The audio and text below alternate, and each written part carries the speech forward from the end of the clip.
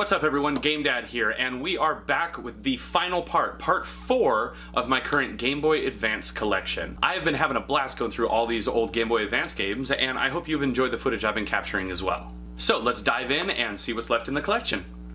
Spyro Attack of the Rhinox was released by VU Games in 2003 and is a lot like other kinds of games of this sort of genre on the Game Boy Advance. So you go through, it's a fixed camera angle, and you play through what is really just a typical Spyro game. You have collectibles, you have different enemies you're going after, you're playing through some sort of, kind of loose story for this handheld version, but overall, I mean, it's a really fun game to play.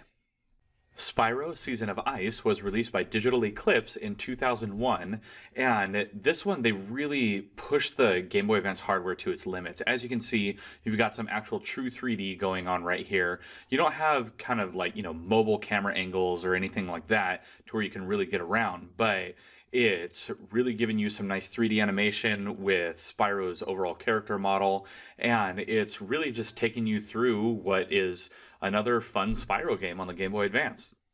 Now here we have Star Wars Episode 2, Attack of the Clones, released by THQ in 2002, and it obviously does not take the same approach that consoles take because it just could not handle the 3D environment like that, but it really does have good character models and animations. The overall textures that are on everything are really clean, they're bright, easy to see. The controls are somewhat intuitive, but not really that great overall. But it does give you a few different lightsaber actions and force actions that you can do, so it does keep it fun.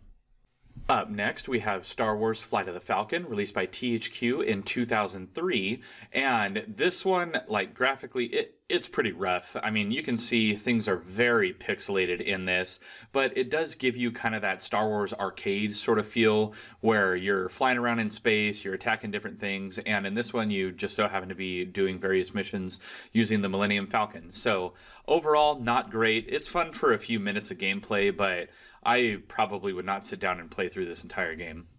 And next up, we have Star Wars The New Droid Army, released by THQ in 2002. And this one, it gives you kind of that perspective look that a lot of Game Boy Advance games had, but they kind of tried to incorporate movie stuff into the actual gameplay, and I don't think it really blended very well. I mean, sure, you can see like some of the sprites on screen, and it's showing those in some good detail, but the game sprites themselves, as you can see, are just so pixelated to the point to where they almost have like see-through spots, and it just doesn't look good. Up next, we have Super Mario Advance 3 Yoshis Island, released by Nintendo in 2002, and this is just that. It is Yoshi's Island from the original Super Nintendo, but they did include, as you can see here, the kind of an upgraded arcade version of Mario Bros. I think this might be the same one that they included on the All-Star Pack for the Super Nintendo. It has that same kind of graphical feel, but still a lot of fun to go through and play, and plus you get Yoshi's Island in a handheld. Up next, we have Super Monkey Ball Jr., released by THQ in 2002, and I gotta say, this game is awesome. It's everything you love about Super Monkey Ball in a handheld, and it controls really well. It's super intuitive.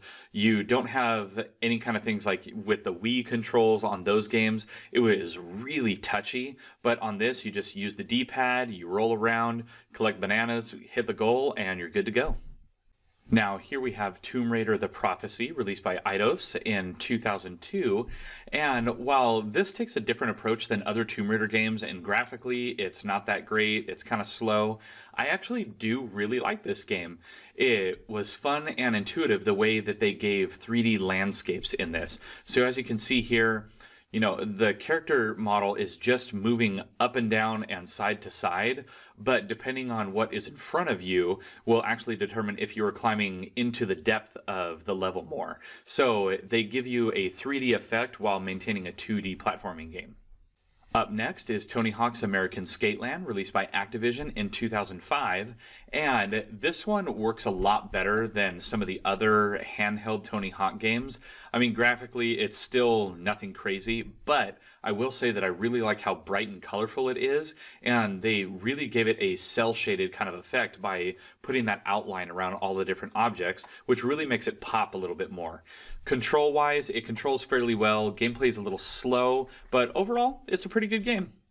Here we have Tony Hawk's Underground 2, released by Activision in 2004, and in this game there's definitely no cel shading kind of look going on here. They definitely tried to add a lot more detail to character models in this game, and the controls overall are pretty much the same. The game feels a little bit faster, but not much, and you just go through and you're just playing a Tony Hawk game just on Game Boy Advance. I mean, there isn't really anything special about this game that I can tell. Now, here's one with a bit of a weird concept. This is Uno Freefall, released by DSi Games in 2007, and this one kind of combines Tetris and Uno and kind of like a puzzle strategy kind of game. I mean, it's pretty weird. You go through and you're matching up different Uno tiles, and that's how you can build up more points and clear different things out. But overall, I mean, it seems a little convoluted for the concept. I would have much rather just played a classic game of Uno. Here we've got another combo cart, and that is Uno and Skipbo, released by DSi Games in 2006. And this one has much more of a classic Uno feel to it. As you can see here, you get some computer players that you can play with, and you can just go through the game and have fun, whether you're on your own, or I believe this even had the capability of hooking up with a link cable so you could play against somebody else. So this game, pretty fun, nice classic Uno game, and then they add kind of another variation of it with Skipbo. And here we have Wario Land 4, released by Nintendo in 2001, and as you can see, this game, it's bright, it's colorful, and it's everything that you would expect from the Wario Land franchise. Now, at this point in this franchise, you can tell that they really hit their groove. They slowly add new game mechanics with each game, and they give you slight graphical updates, but overall, it's the same classic Wario game that you know and love already. So it was really fun to be able to go ahead and play through yet another Wario Land game and still have a blast doing it. Now, here we have X2 Wolverine's Revenge, released by Activision in 2003. And this one is kind of just a cool Wolverine beat-em-up style game. As you can see, the graphics are fairly nice for Game Boy Advance, and you go through, you're playing as Wolverine, and you just get to beat up anything and everything in your path. You get to pull out those claws every once in a while, and you just play through a fun 2D platformer beat-em-up game. I really enjoyed playing this one. And the last video in this current collection series for Game Boy Advance is the Legend of Zelda, released by Nintendo in 2004. And this is another one of their classic NES series games that they released on the Game Boy Advance. So if you have ever played the original Zelda on the NES, then you will know exactly what this game is all about. It is the same ROM, and you just get to go through and have some classic Zelda fun in a handheld. Now that is a wrap on another set of collection videos. Now, if you guys enjoyed these videos, or maybe you missed the one from last week, there's a card above for you. And be sure to also let me know down in the comments below what you thought of this series of collection videos. I can honestly say that Game Boy Advance was one of my top handhelds, so it was really fun to be able to go back through and play a bunch of these old games again. Now, after you check out that comment section, please be sure to hit those like and subscribe buttons, as well as that little notification icon so you can alert every time I got a new video coming out. Now, as always, I'm GameDad. I thank you guys for watching, and I'll catch you later.